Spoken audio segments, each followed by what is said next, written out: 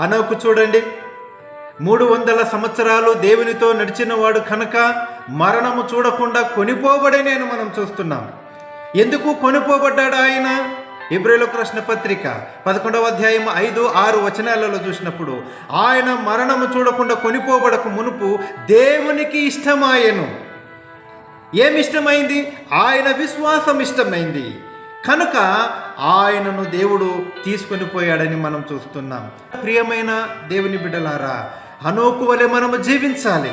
సామెతల గ్రంథం 28వ అధ్యాయం 20వ వచనంలో చూసినట్లయితే నమ్మకమైన వానికి మెండైన దీవెనలు కలగజేస్తాడు ఆయన. కీర్తనకారుడు అంటున్నాడు 84వ కీర్తన 11వ వచనంలో, యథార్థముగా ప్రవర్తించు వానికి ఆయన ఏ మేలు చేయక మానడు. హనోకు యథార్థముగా ప్రవర్తించాడు, ఒక మంచి మేలు చేశాడు.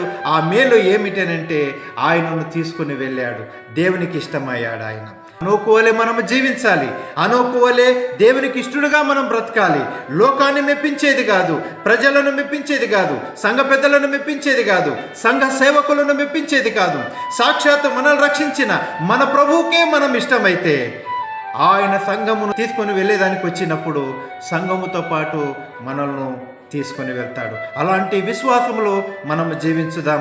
హనోకు వలె మనం ఇష్టలుగా ఉందాం. ఆయన నామానికి మహిమకరంగా మనము జీవించుదాం.